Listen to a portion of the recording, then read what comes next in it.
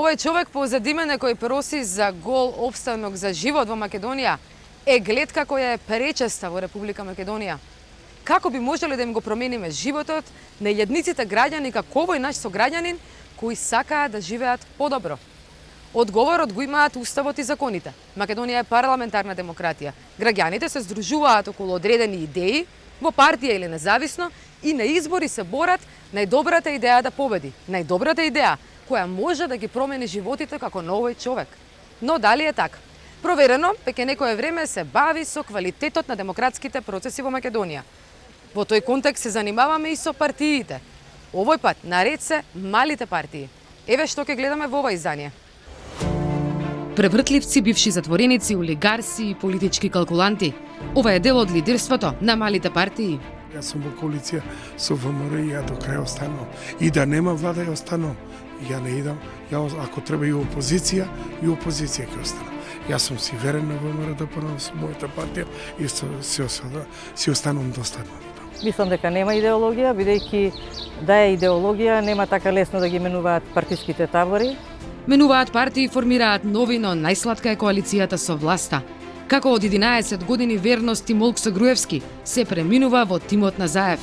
Свативме и претходно, затоа имавме, не молчевме, има редица критики на Фейсбук и на веб страната.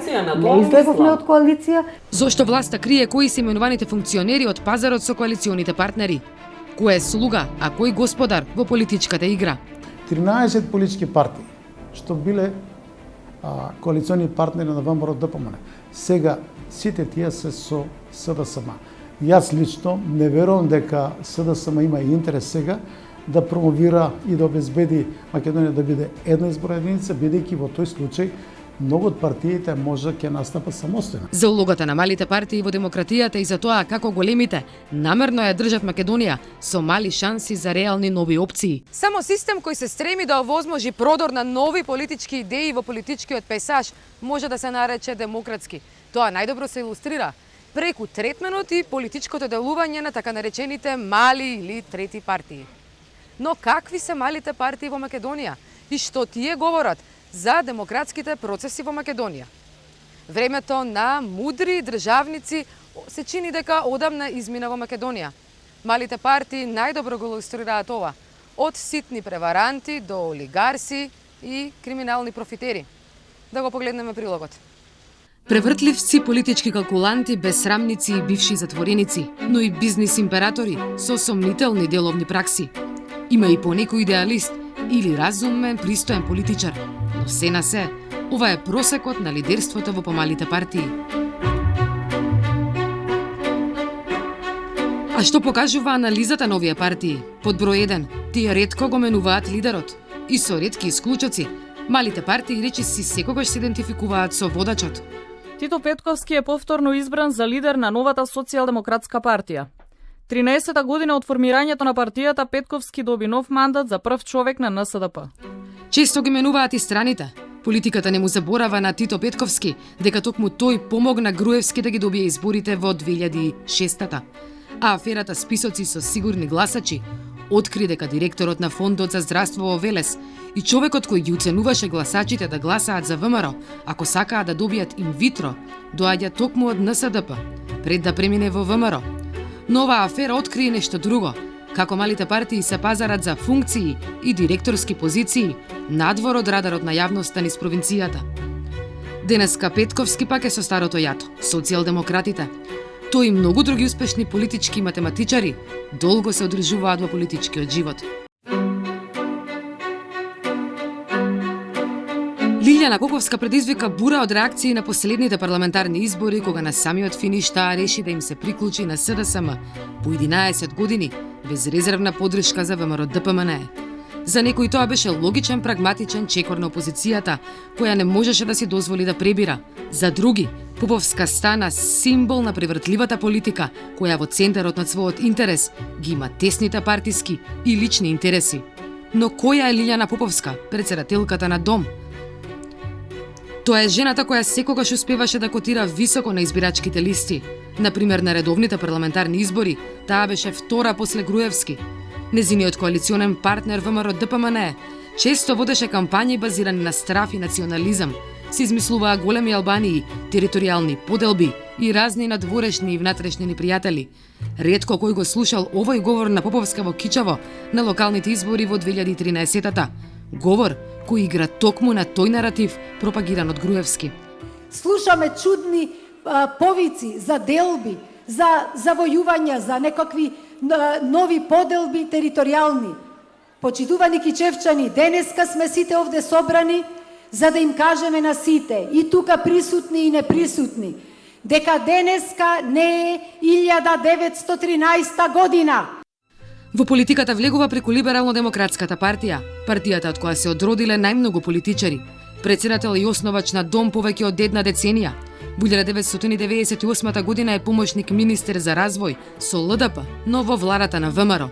Од 1999 до 2002 е советник на Пенов, овој пат со ЛДП.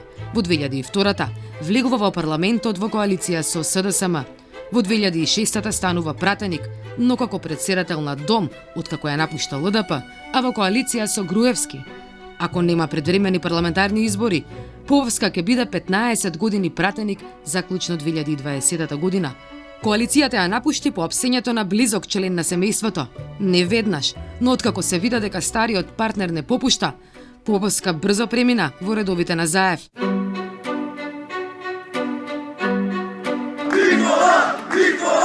Заев! Заев многу близко ќе му биде погребот. Многу брзо ќе му дојде погребот. Ќе биде у кардиологија таму. Ќе го удри инфрак после неколку дена. Гледам дека тачно се залагате за народот, ќе се залагате за народот и многу сум заблагодарен од вашето излагање и македонскиот народ го виде ова што кажате. Мислам дека како идете и така ќе бидете подржани од секој. Шампионот во обстојување на власт е Амди Бајрам, председателот на Сојузот на ромите. Од кога постои, Бајрам не излегол од власта. Прв пат станува пратеник и коалиционер со СДСМ и Бранко Црвенковски во 94-та. Во 1998-та се приклучува на јатото на ВМРО-ДПМНЕ, водено од Лјупчо Ѓоргиевски. Додека да стаса до третиот мандат со ВМРО и Груевски, Бајрам лежеше и во затвор. Траеше кратко, оти Црвенковски го помилува. Овој човек во Шуто Оризари не важи баш и за некој херој на ромите, туку манипулант и криминалец. Владееше со страф и заплашувања, а дури и белгискиот премиер доаѓаше во Македонија, откако Бајрам се сомничеше дека им зема пари на сограѓаните за да бараат азил во Западна Европа. Случајот никогаш не беше истражен, а неговата политичка култура до денес е во најмала рака спорна. Сега го тера четвртиот партинички мандат со Заев. Првиот кривец кај ромите сум ја, цела јавност нека знае, јас сум ги научил како да се подмитуваат, како да ги добиваат ромите. Кој сте го научил? Од 95-та навака, па до крај, додека донесовме да ромите више не се продаваат. Се јавија многу партии кои сакаат да се нарекуваат нови или трети граѓански опции. Меѓу последните, контроверзна е граѓанската алијанса на олигархот Минчо Јорданов, истражуван за сомнителни сделки во проектот Скопје 2014-та. И Стефчо Јакимовски, којот главен ас на СДСМ и некогашен министер и пратеник, на предпоследните локални избори замина со Груевски.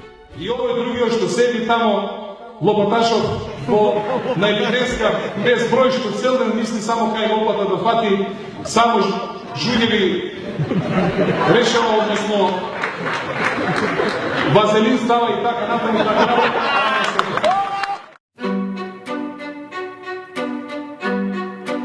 Но ги има и од друг ков, функционери кои никогаш не можат да бидат нешто друго. Менували и партии и коалиции, почесто биле на функција отколку без неа. Ако им се погледнат биографиите, се стекнува впечаток дека и ништо друго не работеле, освен што терале политика, со државни привилегии. Лазар Еленовски, како и Поповска, го преживеа бракот со Груевски и сега успешно се позиционира во СДСМ. Почнува како социјалдемократ, па дури и председател на социјалдемократската младина. Првата работа му е директор на ЈСП од 2001 до 2005 со СДСМ. Преоѓа во НСДП и со нив станува прв министер за одбрана во владата на Никола Груевски. Петковски во 2008-та си заминува од коалицијата, но не и Еленовски. Ја формира Социјалдемократската партија, која освен што и штети на опозицијата, не е позната по ништо друго, а најмалку по бројот на членови.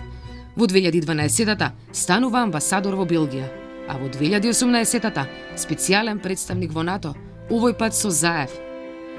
Тука е и Андреј Жерновски, човекот кој ги стекна симпатиите на скопјани, кога власта на ВМРО-ДПМН удеше до крај со увезени гласачи од Пустец и сакаше насилно да му ја одземе очигледната победа во Центар. Градоначалник стана како кандидат подржан од ЦДСМ. Тука дојде од Либерално-демократската партија, во каде што едно време беше и председател. Како градоначалник, му се забележува што многу зборуваше за Скопје 2014-та, а не успеа да ја сруши ниту дивата тераса на барокното седиште во ВМРО-ДПМН. Со скандали преиде во СДСМ и на ЛДП и го забетонира тронот на најнапуштаната партија во Македонија. Сега е заменик министер за надворешни работи. Новата влада вети враќање на професионалните дипломати, сектор кој претходната власт успеа да го партизира до степен на катастрофа и светски срамови. Некои во МНР се надеваа на враќање и на Академијата за дипломати, но засега ги добија Еленовски и Жерновски. Но не се само тие. Профилот на просечниот лидер или политичар од мала партија е тој, бескрупулозен или бесрамен, аморален, себичен, но и алчен, од минорни желби за функција како Еленовски до добро пресметани стратегии за правење милиони профит од позиција на моќ, како Љубисав Иванов Дзинго и Борис Стојменов.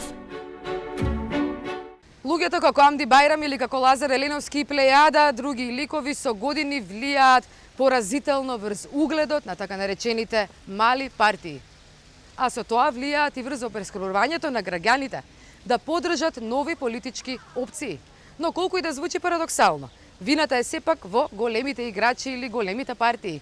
Ако ги погледнеме законите, кои го уредуваат работењето на партиите или законите за избори, брзо ќе сватиме дека истите ја илустрираат намерата на големите партии постојано да ги држат во грч и без никаква реална моќ нивните помали политички браќа. Александра Денковска ја има анализата. Светот на СДСМ и ВМРО-ДПМН е за гласачите македонци и светот на ДУИ и ДПА за гласачите албанци. Има и трети партии, но кој го има главниот збор, најдобро илустрираат преговорите за политичкиот договор од Пржина. 4 лидери и 4 партии. Меѓу нив најмоќни остануваат СДСМ и ВМРО-ДПМН. Од изборите од 1994 година па наваму, граѓаните секогаш бираат помеѓу Љупчо и Бранко или Груевски и Заев. Никогаш некој трет. Нема шанси со покрај големите, нема се пробијат. И од големите ајер нема, од малите уште поише. Тоа се само за пари да зимат, ништо друго. Сите се бутат тамо каде што имат профит, а не народот ти треба само заради добивање на власта, иначе после народот го заборават. Неминовно е затоа што овие се сега моментално мислат дека се тие богови и прават што сакаат како приватна својна ја има држава. Мислам дека се само шлепери на големите партии и не придонесуваат за никаква подобра работа во ова земја. Си ги штитат своите позиции. Ако повеќе мали се здружат во една, да речеме, некоја поголема варијанта и опција, да, инаку вака малце население сме, реално да кажеме. Но каде се малите партии? Во нив граѓаните одамна не гледаат надеж за трета или нова опција, но тие умешно обстојуваат на политичката сцена. Малите партии, за жал, по мене, се формираат од незадоволници од големите или од фрустрирани кои што сакаат да покажат дека тие можат и знаат повеќе од другите. И оттаму целта која што ги мотивира да направат партија не е идеологија, дефинитивно, иако можеби има и, пак ќе речам, честни случаи каде што водени од малку поинакви сваќања за практикување на власта се прави партија, но искуството досега покажа дека малите партии се направени главно од незадоволници од големите. Ако се погледне распоредот на силите во парламентот, така наречените мали или трети партии носат околу 20 пратеници или 1/6 од вкупниот број, но сите тие се бирани на листите на големите партии. Например, социјалистите на Дзинго освоија 3 пратеници со ВМРО-ДПМН, како и либерал-демократите со СДСМ. Дом со своите 2 пратенички се надпреваруваше со СДСМ, додека Амди Бајрам и Сојузот на ромите беа на листата на ВМРО-ДПМН. Па ја мислам дека добро политички одигруваат да себе си се проектираат као потребни за поголемите коалиции, некогаш и на поголемите партии им требаат и бројки само, бројки во смисла да кажат дека ние сме коалиција на 15, 20 или 30 партии и тој психички, психолошки момент кој го добиваат поголемите партии во предизборието, добро го материализираат по малите партии кои реално да излезат со овој изборен модел, секако не верувам дека би го поминале прагот и би влегле во парламентот. Повеќе станува збор за политички калкулации на големите партии кои што ги користат во голем дел случаите малите партии за во исходите од парламентарните избори, каде што во многу места неколку илјади гласови ја прават разликата дали ќе освоите пратите или не, да гласовите на малите партии кои што неретко се концентрирани дали во одреден регион или во одредена општина или во одреден град, им помогнат да освојат место на изборите. Ги има 14 мали партии со вкупно 20 народни избраници, но колку малите партии се ангажирани во политичките процеси? Дали мислите дека идеологијата на овие партии се отсликува во нивното работење во собранието? Не. Мислам дека нема идеологија, бидејќи да е идеологија, нема така лесно да ги менуваат партиските табори. И на крајот на криштата, ако ги погледнете партиските програми, личат како јајце на јајце со мали исклучоци или мали разлики. До сегашното искуство на овие мали партии во собранието се релативно мали. Може имаме примери каде што се иницираат одредени законски решенија од страна на помалите партии, меѓутоа тоа се разбира во голем домен исклучок, поради тоа што сепак парламентарното мнозинство е тоа кое што донесува одреден закон и доколку не е усогласено одреден законско решение со интересите на парламентарното мнозинство, тоа и нема да биде донесено. Од тука малите партии во голем дел или калкулираат со законските предлози кои што ги даваат или воопшто не ги даваат, што е во најголем дел случаите факт. Програмите и идеологиите се на поголемите коалициски партнери или на ВМРО или на СДСМ, така да помалите реално си губат. Кај партиите кои представуваат некоја етничка заедница, може би се рефлектира во смисла на некое вработување или на некое директорско место или евентуално некое министерско место. Тоа се, како да кажам, исполнувања на некои лични потреби, на некои помали групи, многу повеќе него што се програмски определби. И не забравиме, некои од нив па немаат и некои различни програмски определби од поголемите политички партии. Замерките за малите партии се исти од независноста па наваму. Им замеруваат за политичко калкуланство, често се обвинувани и за предавства на идеите, особено оние кои 11 години успешно коалицираа со ВМРО ДПМН и Груевски и покрај своите јасни и демократски определби како партии, за потоа лесно да се пристројат под знамето на СДСМ. Тука се веќе други интереси кои што превладуваат за некоја од малите партии да излезе од коалиција или да остане, бидејќи лидерот или потесното раководство не можат сами да решат, или ако решат, па ќе се соочат со изневерување на оние што веќе се сместиле некаде во некои кабинети, во некои служби, во администрацијата, кои што пред се си го гледаат екзистенцијалниот интерес, а потоа партискиот. Но кој е виновен и дали вакви партии им одговараат на големите играчи? Експертите се согласни во едно. Со овој изборен модел, малите партии и немаат трета опција, освен да бидат ситни калкуланти водени од лични интереси, со мал удел во веселите математики на големите партии. Уште многу порано изборниот модел се намести таков да тие помали партии кои постоеа мора да се вклучат во поголемите коалиции за да евентуално и поминат во парламентот, но тој период толку долго траеше што нивната смисла во смисла на собирање гласови реално и се изгуби. Ретко кој од тие помали партии може да повлече некој глас и ако може, тоа е само ако е идентификувана партијата со личноста која води партијата, па таа личност евентуално да собере гласови. Судбината на малите партии е поразена од старт. со членовите од законите кои бараат 1000 гласачи да отидат на нотар за да може да се регистрираат, до изборниот законник кој што дури кажува колку минути ќе се рекламираат големите, а колку малите партии. Лилјана Поповска беше во Либерално-демократската партија. Незадоволна од она што се случуваше таму според неа, си го направи дом, кој што добро се престрои во почетокот и натаму добро се престројува. Амди Бајрам е представник на ромите, на еден дел од ромите и бидејќи станува збор за помала етничка заедница, логично е дека таму имаат помали можности за избор. На крајот на криштата и можеби луѓето од ромската етничка националност, оние што се пообразувани, бегаат од политиката бидејќи не сакаат да бидат компрометирани. Додека е овој изборен модел, ваков каков што е, ќе имаме ваква слика. Она што во иднина како препорака би можело да се даде за да се зајакнат малите партии, бидејќи се исклучително важни за парламентарната демократија, е ревидирање на моделот, на изборниот модел во насока на отворените листи, кои што ќе им дадат многу повеќе можност на малите партии да освојат гласачи, а со тоа и да бидат подоследни и конзистентни на политики кои што ги промовираат, без при тоа да на некој начин се станат заложници на потребата да бидат во власт, секогаш привазок на големите партии.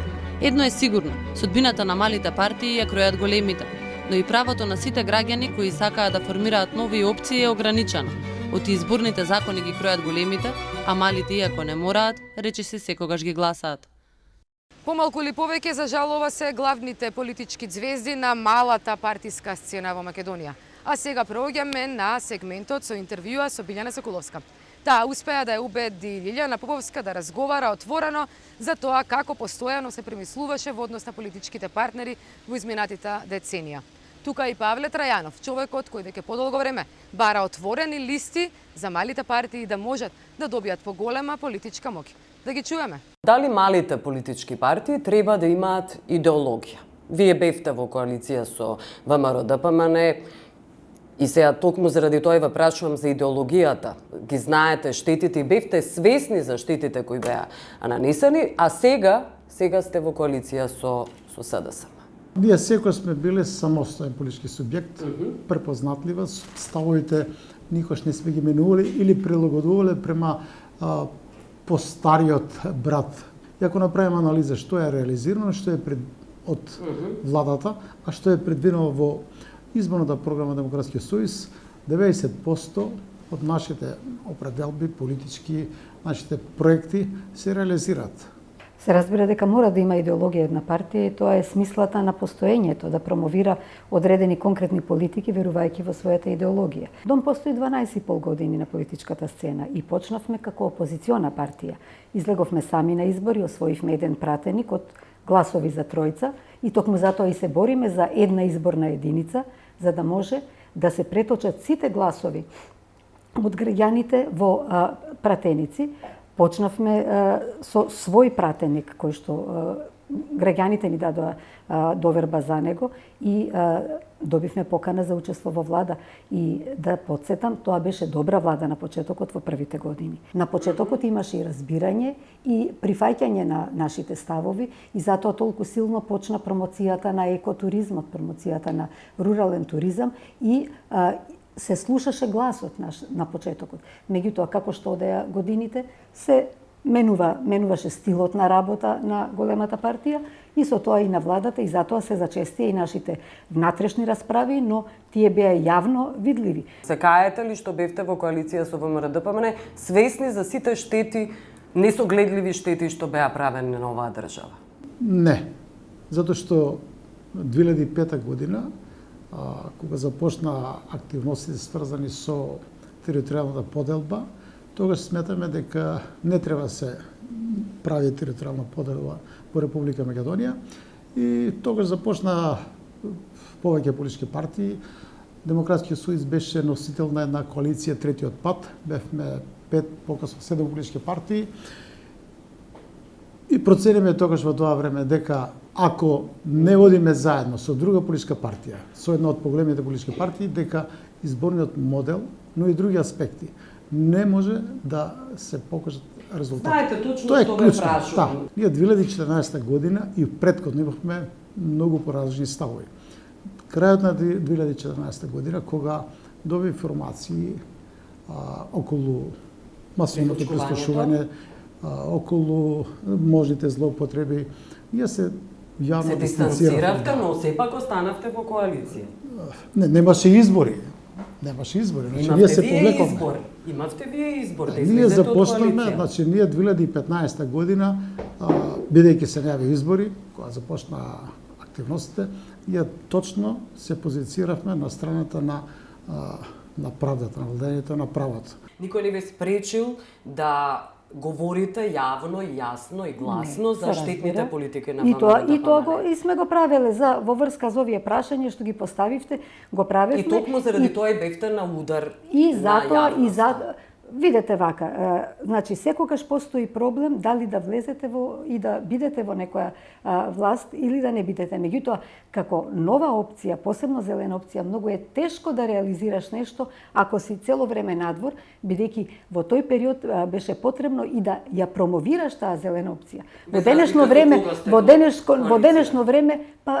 време е многу лесно е да се реализираат обновливите енергии, енергетската ефикасност. Меѓутоа, поминаа години кога требаше и граѓаните и политичките елити да се учат што е тоа и зошто е тоа битно. Дом застана заедно со граѓанските организации против рестарт на топилницата во Велес и тоа се го успеавме. Против отворање на железара сред Елозија во Неготино. Спречи да се продолжи рокот за важење на одлуката за екологизирање на големите загадувачи, кој што рокот беше 1 април 2014, се направи обид да се продолжи за уште 5 години. Потоа се боревме со Макстил и Југохром, кои што не ги испочитуваа. Југохром дури еве сега практично оваа влада прави еден правилен потек каде што застанува во поддршка она што ние го предлагавме претходно и му помага на Југохром да може да се екологизира. Меѓутоа другите загадувачи